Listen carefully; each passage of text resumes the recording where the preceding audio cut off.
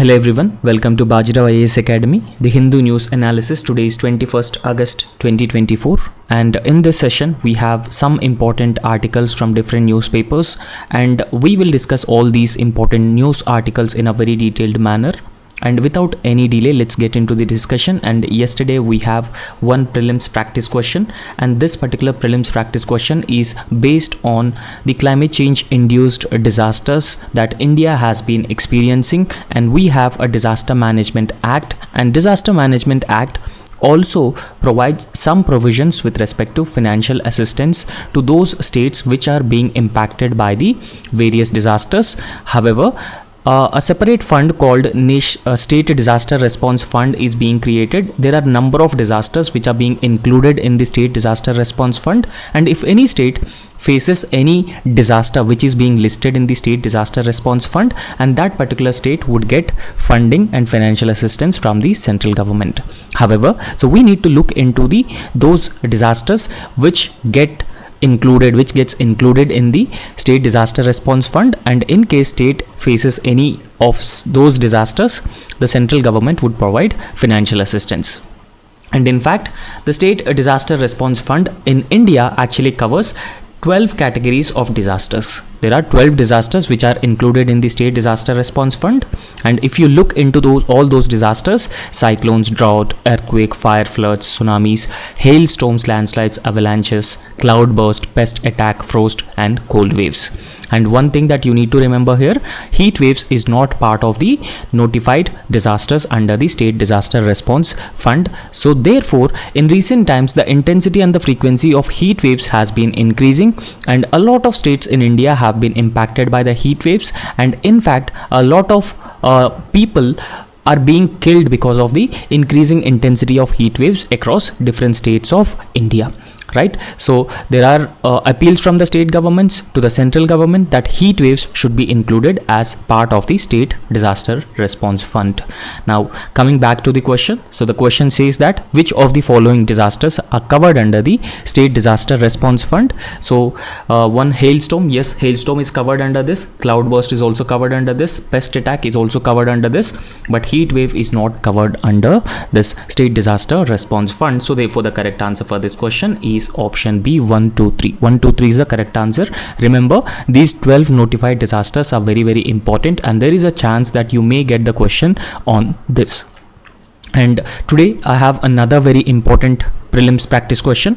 So with which of the following countries India has 2+2 dialogue? Now when I say 2+2 dialogue, it is a dialogue by India with other countries. So in 2+2 dialogue, India's defense minister and foreign minister will have engagement with the defense minister and the foreign minister of any other country with which we have 2+2 dialogue.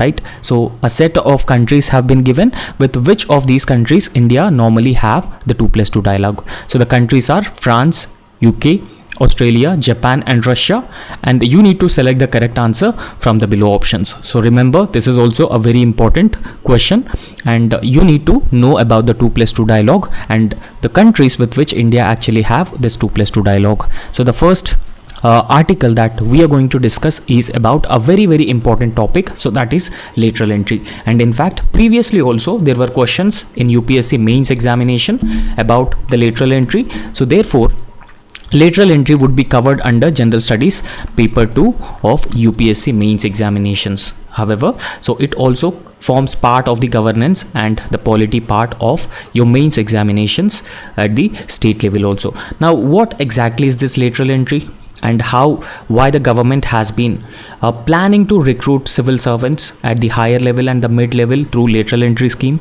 and what are the benefits and what are the consequences, and why government recently withdrawn the notification of lateral entry scheme. So we will try to understand all these aspects in a very detailed manner. But first and foremost, so try to understand the context. The context is that recently Union Public Service Commission has released a notification of notification for the lateral entry of 45 candidates from different fields, right? So UPSC has released this notification for the recruitment of candidates in different fields.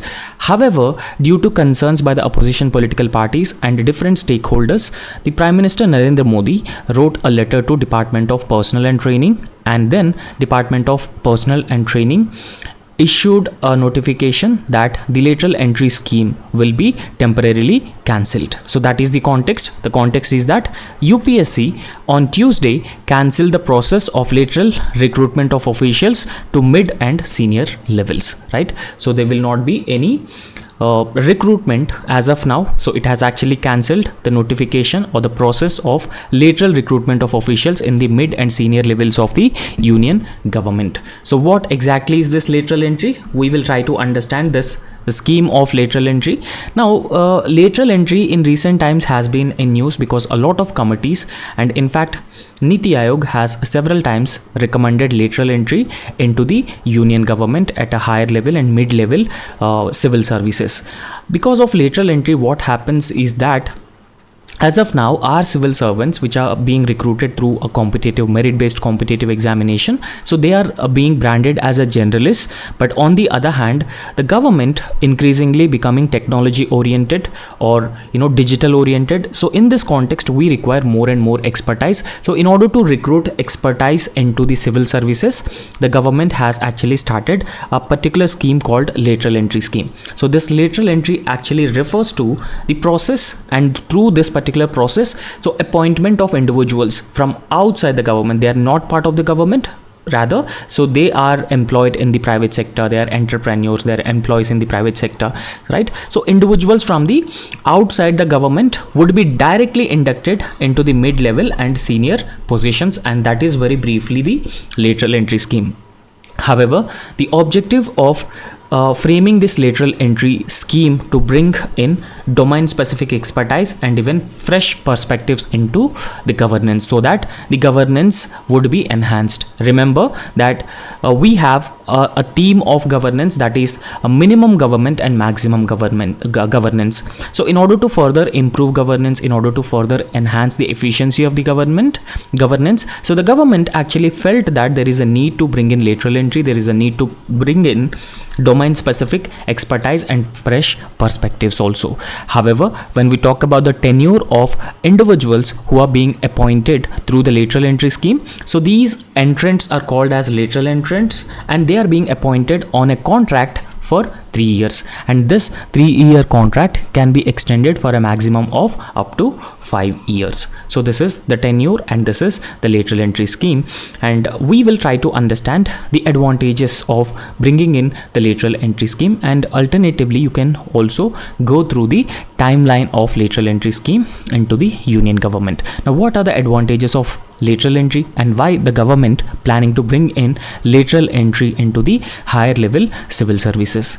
Because now, as I have already told you, lateral entry would bring in domain expertise and specialist knowledge. So therefore the government will actually recruit specialists, and these specialists will have expertise in wide variety of fields including technology, management, finance, and even they are much more effective and efficient in addressing the knowledge gaps also. That, as I've already told you, that civil servants who are recruited through the merit-based competitive examination are being called as generalists, right? So the government felt that the administration or the governance becoming more and more complex over a period of time, and in order to handle the governance which has becoming complex, there is a need for domain specialists and expertise to further strengthen the governance.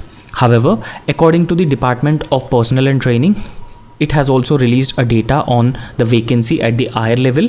So according to the data from the ministry, there is a shortage of around 1500 IAS officers at the top level, and in fact lateral entry will actually help bridge this particular deficit or bridge this particular shortage of IAS officers at the mid level and even the higher level also. However, apart from that, it will bring in more and more competitiveness within the existing civil services, because as of now the civil services is very often accused of, or it is criticized of, red tapeism and rule book bureaucracy, status quoist and reluctance to change and corruption. So therefore, since the lateral entry may pose a threat to the merit based competitive examination or existing civil servants who are being appointed through the examination and who are being branded as generalists, so there will be a healthy competition, it is expected, between the lateral entrants and the civil servants who are recruited, and that would bring in more and more efficiency within the administration, and that would further help in reducing red tapeism and rule book bureaucracy and even the status quoist or change to reluctance nature of the bureaucracy. And in fact, in India, if you look at the evolution of bureaucracy and the administration, it has becoming more and more participatory nature of the governance and administration. And in fact, it has also becoming a multi-actor endeavor where the multiple stakeholders are taking active part in the administration and the governance. And in fact, this lateral entry scheme expected to provide, stakeholders such as private sector, non-profit organizations as actually an opportunity to participate or engage with the governance process. So these are the multiple benefits that the lateral entry scheme actually holds. However, it is not free from the challenges, it is not free from the shortcomings or limitations also. So we will understand the consequences if the government wanted to or plan to go ahead with the lateral entry scheme. So when we talk about the consequences, and in fact the central government, as we have already discussed, set a tenure of 3 years for the lateral entrants. However, so it is insufficient. 3 years is very short period of time.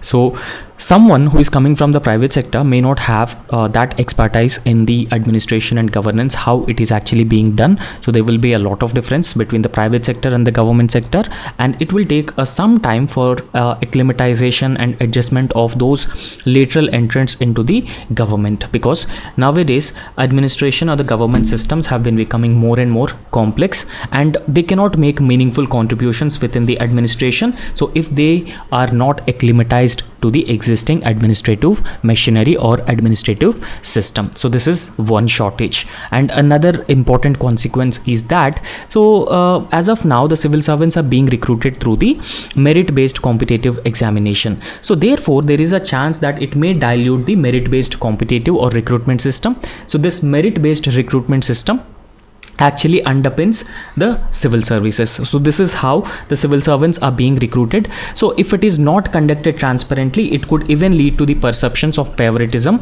or even nepotism in the selection process. So in recent times we have we have a news of using foul means within the civil services examination, using OBC certificates despite being the creamy layer candidates, and producing the fake disability certificates.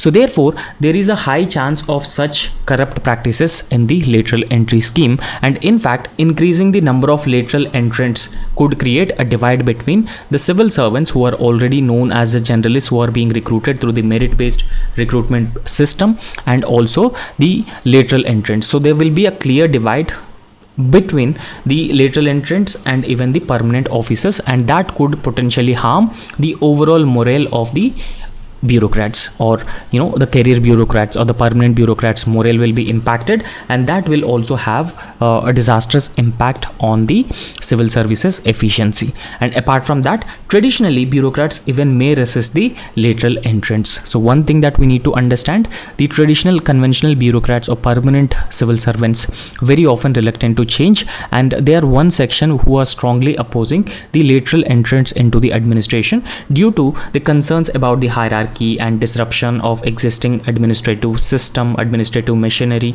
and even the permanent civil servants started treating the lateral entrants as outsiders and displaying hostility towards their inclusion within the administration. And all these things are cause of concern or the consequences of bringing lateral entrants into the administration. However, it is good that the government plan to bring in expertise into the civil services, but it should be done in a proper manner, taking into consensus different aspects, and there should be a proper consensus building and stakeholders must be involved. and a comprehensive assessment has to be made how the private sector involvement or lateral entrance would actually show a greater imprint on the further enhancing or improving the administrative machinery and efficiency. And the next article is a very important article, that India and Malaysia have signed a strategic partnership agreement and both agreed to further enhance their cooperation and their ties through this strategic partnership agreement. So we will understand India-Malaysia relations in a very detailed manner. So Malaysia is an Asian country, and Asian is a grouping in the Southeast Asia, and it is a 10-member grouping, and within Asian Association of Southeast Asian Nations, Malaysia is a very important country for India, because Malacca Strait is located, and Malacca Strait traditionally known as a choke point, and India has edge over the Malacca Strait, and a greater amount of trade flows through the Malacca Strait to China and rest of the Indo-Pacific region.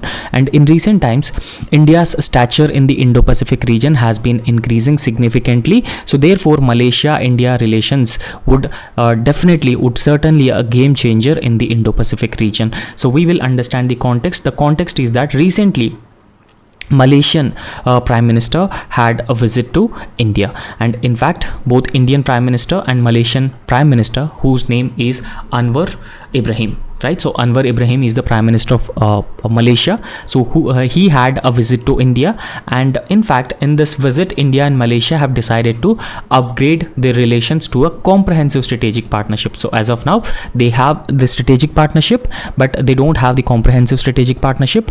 But now they have further enhanced the existing strategic partnership into comprehensive strategic partnership covering a wide variety of areas. And in fact the decision to upgrade the 2010 strategic partnership. So both countries have signed a strategic partnership agreement in the year 2010, and both countries decided to upgrade the strategic partnership which was signed in 2010 into a enhanced strategic partnership in the year 2015, right? So after 5 years of signing a strategic partnership agreement, so both countries have decided to further enhance the strategic partnership to enhanced strategic partnership, along with a number of agreements and memorandum of understanding was signed in the year 2015.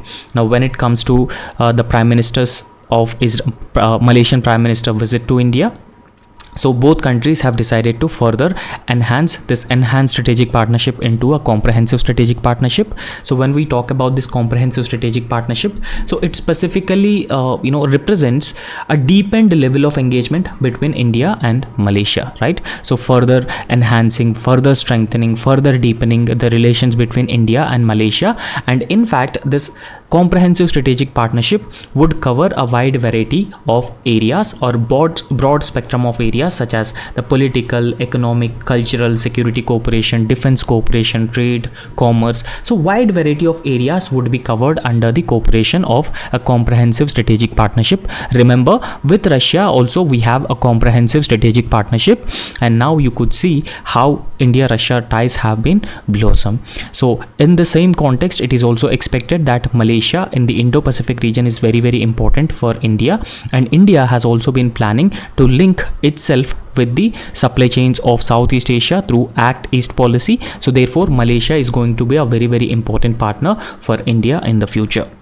And in fact, the partnership, the comprehensive strategic partnership agreement between India and Malaysia would reflect commitments to working very, very closely across a wide variety of areas and even different domains, so that both countries could achieve their respective natural or mutual goals. And in fact, under the comprehensive strategic partnership between India and Malaysia, so both countries are also agreed to further enhance, further strengthen their relations. And these two countries have also signed multiple memorandum of understanding and even different agreements also in the areas of mobility of the labor force between these two countries.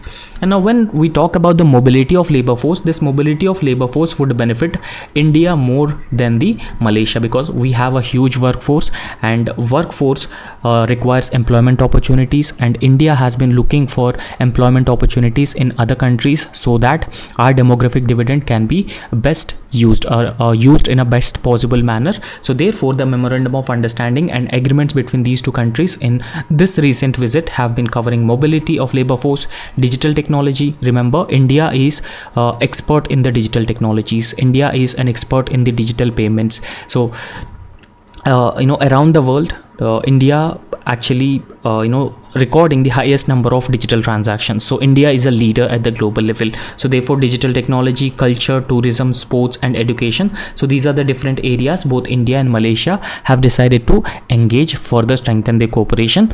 And in fact, Malaysia is very often wanted to become part of the BRICS grouping. Remember that the BRICS grouping is a grouping of 5 different countries or globally top economies in the global south plus Russia. And in fact, recently BRICS grouping has expanded, and this expanded grouping has Iran and UAE and Saudi Arabia and Argentina, Brazil. So Brazil is already member. So Ethiopia and even this Egypt.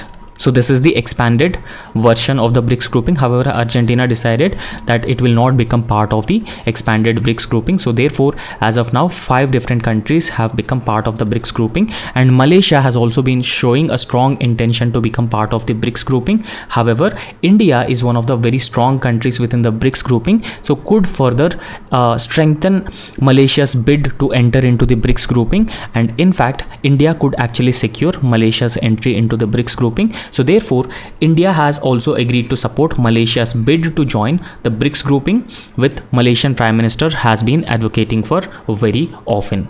And both leaders, Indian Prime Minister and Malaysian Prime Minister Mr. Ibrahim, so these two leaders have discussed the cooperation, the areas of cooperation including semiconductors, fintech, defense industry, artificial intelligence, quantum technologies. All these technologies are emerging technologies, and both these leaders have discussed the emerging technology areas in a very detailed manner. And in fact, India has also agreed to supply a special allocation of around 2 lakh metric tons of white rice that was granted by India to Malaysia in response to Malaysia's recent request. So that actually reflects India's role in Malaysia's food security. So that is also a very important dimension. And in fact, when we talk about the economic and commercial relations between these two countries, so they are also blossoming at a very good pace. And in fact, Malaysia in recent times has emerged as the 13th largest trading partner for India, and similarly India's figures among the top 10 trading partners for Malaysia. So you can imagine that how trade has been further improving between these two countries, and India could actually strengthen the trade and commerce relationship with Malaysia, and it is a very important pillar of India's Act East policy also. And both countries have a comprehensive economic cooperation agreement. So this is also known as CECA, Comprehensive Economic Cooperation Agreement, and this agreement covering goods, services and investment, and that actually come into force in the year 2011.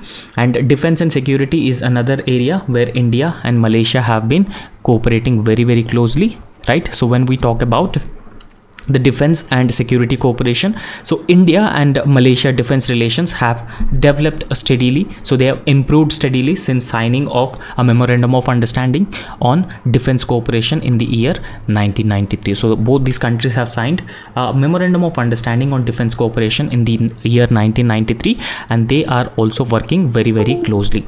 Okay, so both nations are participating in each other's biennial defense exhibitions such as Lima and Milan also. And additionally, India has also involved in cooperative mechanisms on the Straits of Malacca and Singapore, and that has been contributing to the projects that could further enhance the navigational safety and environmental protection. Remember, Indo-Pacific is very, very important, and Malaysia is located exactly in the Strait of Malacca, so which could actually play a very important role in the larger Indo-Pacific region.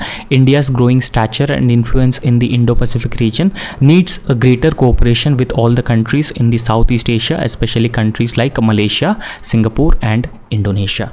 So that is India Malaysia recent cooperation and relations. Okay, so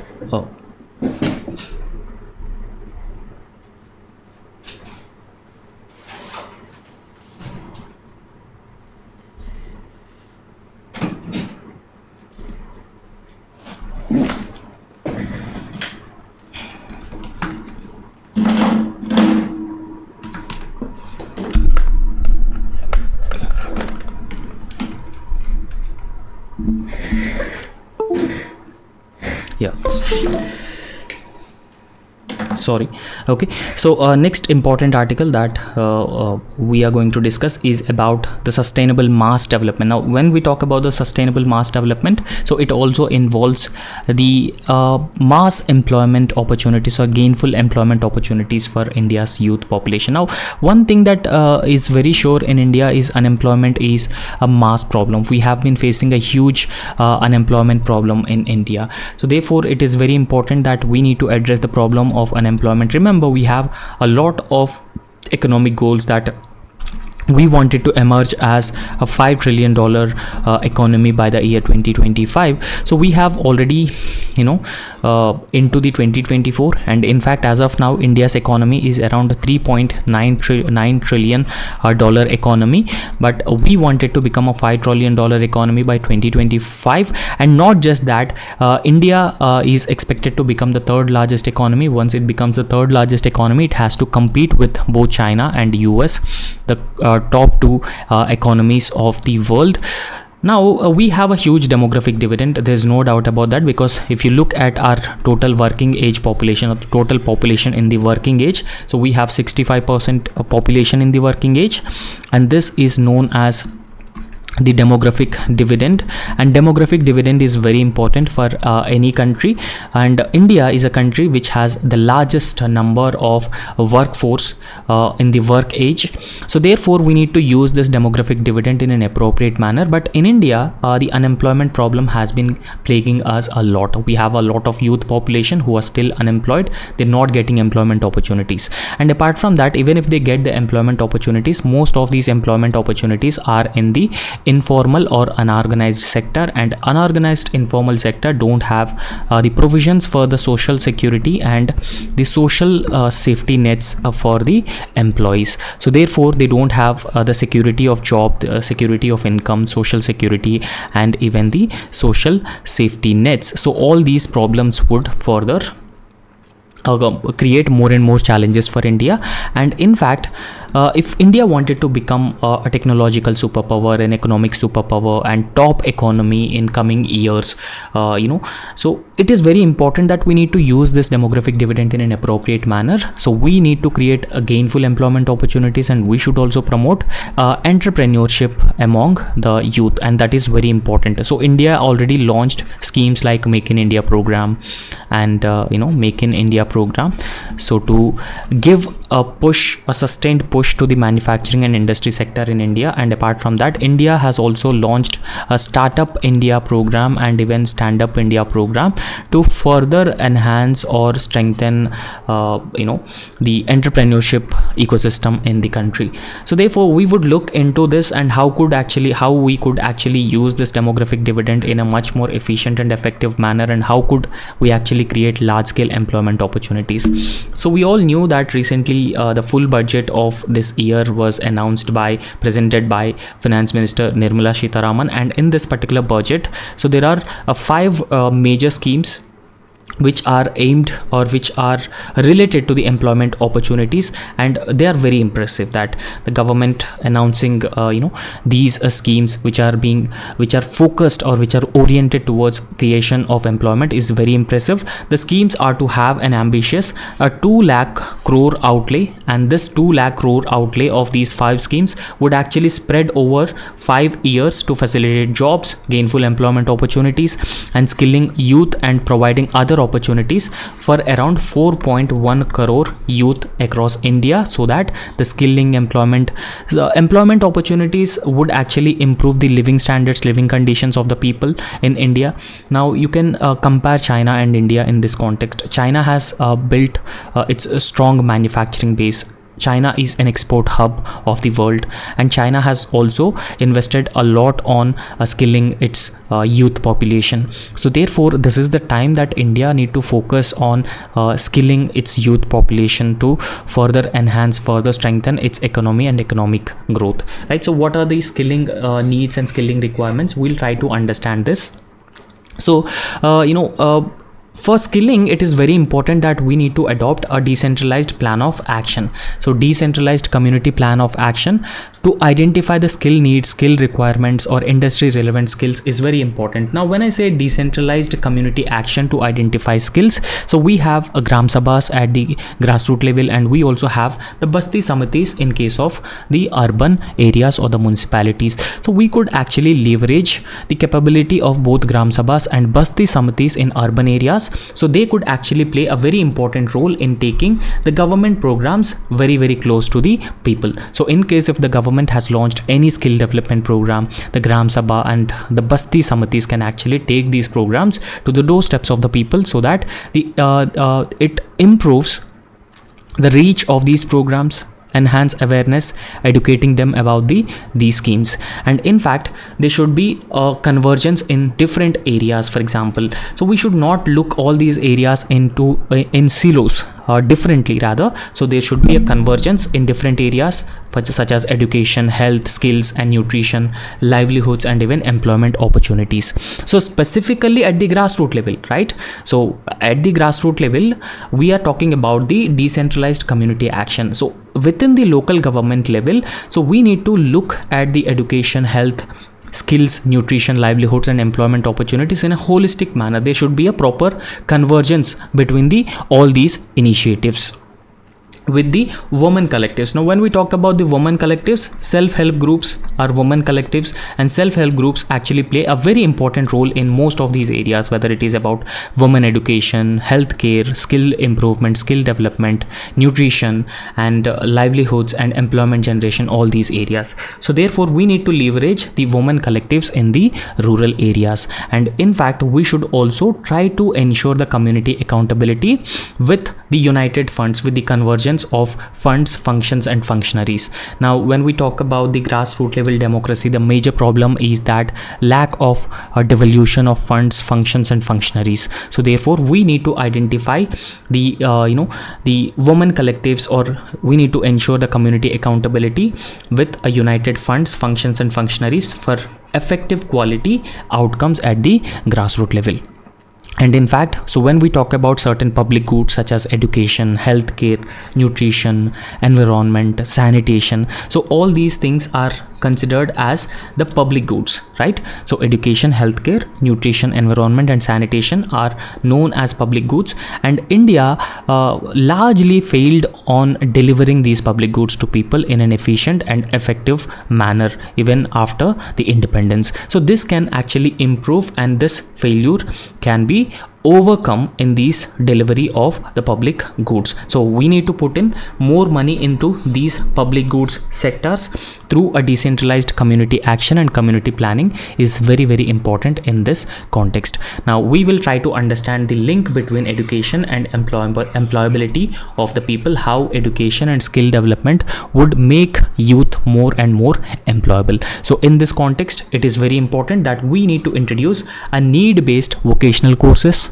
or certificate programs, right? So we need to emphasize more and more on vocational education, vocational training, and because vocational education help in developing industry specific and industry relevant skills. Along with the undergraduate programs, we need to focus on imbibing the vocational education and vocational training in every college. So that will help students having the industry relevant skills, and they would also be readily employable once they are passing out of the colleges. They would be readily employable if they are adequately equipped with these skills. Now remember, when we talk about the vocational education and vocational training, the government has already launched a number of programs in joint collaboration with the World Bank, right? So we have several such programs that the government has already launched in this context, right? So in fact, the author has also been emphasizing on the need to standardize nursing and allied healthcare professional courses across all states according to the international benchmarks. So this will also help in providing more and more employment opportunities for women in the healthcare sectors and allied healthcare sectors. And in fact, there is a lot of demand for the nurses and geriatric caregivers and health paramedics, so they are required on a scale even outside India. So when we have international benchmarks, so if we have adequate workforce in these different areas, so the workforce can also be employed outside India, especially countries like Europe and even Middle East. So therefore we need to explore such opportunities also, right? So we need to have agreements with respect to mobility of labor force, especially the skilled labor force from India to those countries. So we may not be able to create employment opportunities for all the demographic dividend in India also. On the other hand, those countries have been suffering with the aging economies and they don't have adequate demographic dividend to sustain their economies. So therefore they require workforce, and we need to use this opportunity, and we need to adequately skill our existing workforce, and we need to use these opportunities abroad also. And apart from that, there is a need to create a community cadre of caregivers, and the community cadre of caregivers would essentially look after the crèches universally, so that women can actually work without any fear. Crèches are the facilities where children, small children would be given adequate care, especially for the working woman. And in fact, so we need to run a 4 to 6 hour Anganwadi service, but the number of infants in these Anganwadi centers are more than what the crèche caregivers can actually manage. And in this context, it is very important that we need to actually increase these crèches, and also we need to have adequate staff in these Anganwadi centers, and we need to equip them with adequate skills so that they could manage these crèches as effectively as possible. And in fact, the community cadres of women or any other individuals can actually have a multiple livelihood options in different areas such as agriculture, animal rearing, non-farm opportunities, and even retail shops. So in all these different areas, so people would actually have a multiple employment and livelihood opportunities. And we should not forget the role that industrial training institutes, polytechnic colleges, and they actually play in skilling the youth, the educated youth,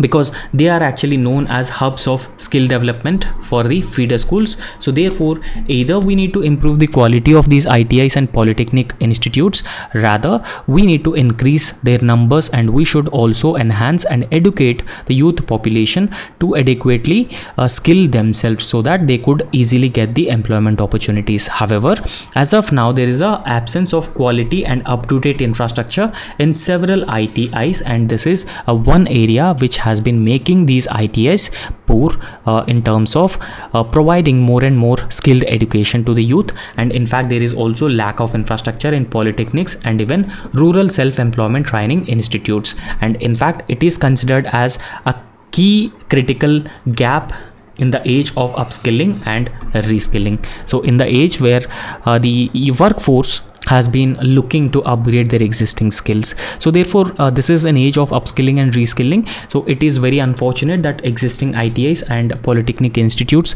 lack of adequate facilities, adequate infrastructure, so that would further impact their ability to adequately skill the students. And in fact, we should not forget the role that startups actually play in creating large scale and gainful employment opportunities. So there is a need to introduce enterprise and startup skills through professionals in high schools. And in fact, schools need to introduce technology and even enterprise as a subject at the upper primary and high school Anganwadi level onwards, high school level onwards. And in fact, there should be a co-sharing model of apprenticeship with industry on scale, and this is critical and it is very important for the manufacturing sector to create more and more employment opportunities. Even the service sector is also concerned, right? So we should not forget that the capital loans and enterprises or ensuring access to adequate institutional credit is also very, very important. So therefore, in this context, so we need to streamline the working capital loans for women-led enterprises. So recently we have already discussed that women-led enterprises are less likely getting credit for their enterprises, and that has been a major disincentive for the women to run these enterprises. So therefore, we need to streamline working capital requirements and working capital loans for women-led enterprises and first generation enterprises to enable them to go to a large scale entrepreneurship. And in fact, so we need to start a universal skill accreditation program for skill providing institutions, and even let the state and industry jointly sponsor the candidates for different courses. So this is also another very important initiative. And we have a scheme called Mahatma Gandhi National Rural Employment Guarantee Act. So it actually provides the income security, employment or job security for the rural unskilled masses in these rural areas. And it has also having a separate funding component, and 70% of the funds under the Manrega scheme should be used for 2500 water scarce blocks and blocks with high deprivation, with a thrust in the poorest 20 families. And in fact, apprenticeship on scale can actually facilitate more and more absorption of youth into the workforce, and the scale must further go up in the future. However, the focus of the government, the focus of different stakeholders who are involved in the skill training, vocational training of youth, so must be on skill acquisition, or else it can get routinized with the stipend being provided or merely as an incentive. So these are the different areas that we need to be undertaken in order to substantially improve the gainful employment opportunities and utilize the existing demographic dividend in a much more effective and efficient manner. And another important article that that is about 2+2 dialogue with a focus on Indo-Pacific. Recently, India and Japan have this 2+2 dialogue, and in this context we will understand what is this 2+2 dialogue and why India is having a 2+2 dialogue with like-minded countries such as Japan, Russia, Australia and United States.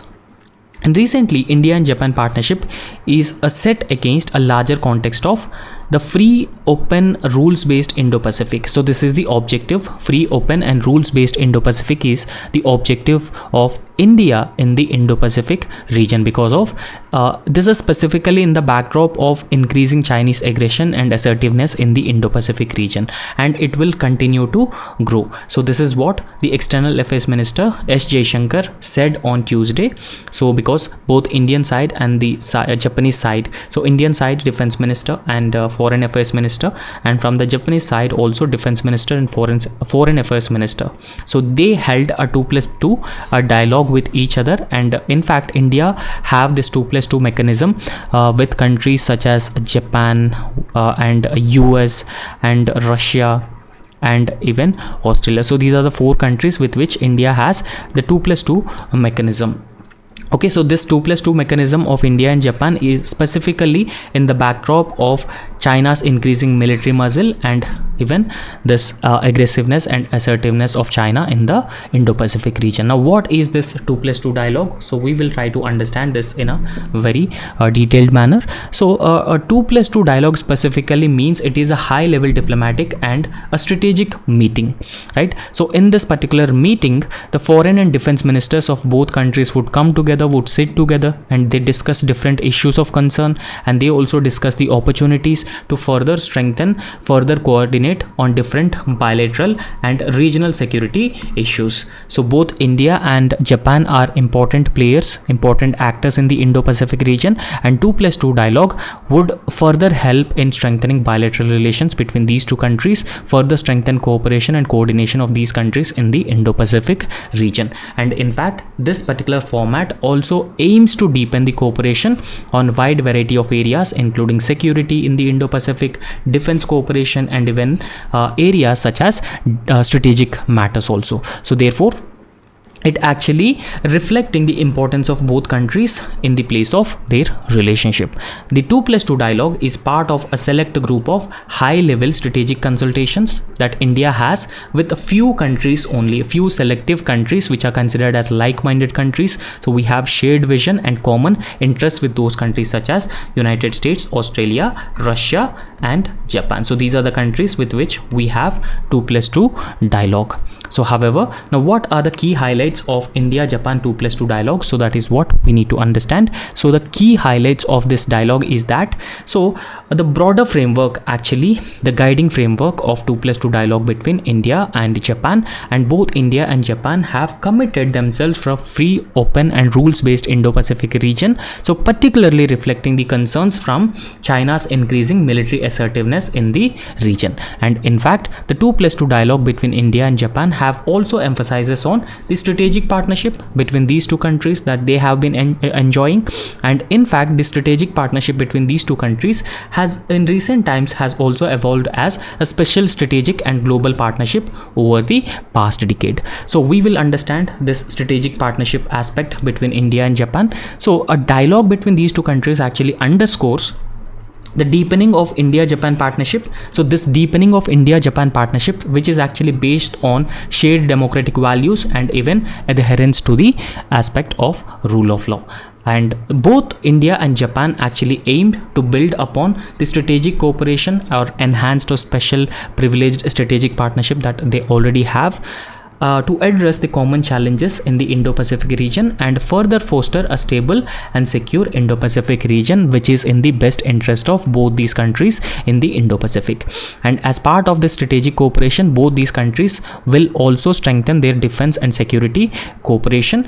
And in fact, the discussions between these two countries highlights the importance of defense partnership, because India has actually having a goal of becoming a developed nation by the year 2047, and the focus on enhancing the domestic defense capabilities.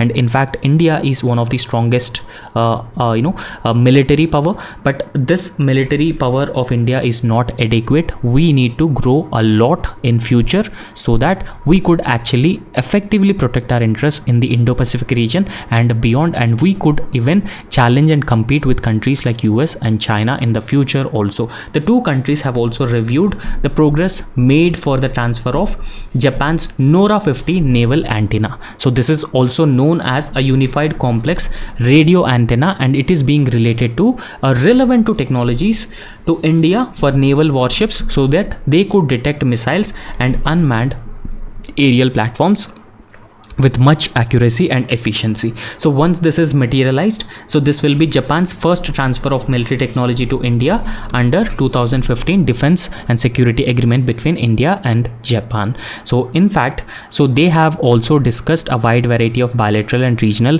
issues and their relationship on the their strong relationship and its impact on bilateral and regional ties. So the partnership actually aims to freedom, inclusivity, transparency in the Indo-Pacific region, and that is very important for maintaining regional stability. So all these countries have been coming together with the objective of ensuring free, open and inclusive Indo-Pacific region, free from any confrontations or any aggressiveness of any country, right? So that's all in this lecture, and thank you so much. If you like our work, so please subscribe our YouTube channel and also hit the like button. Thank you.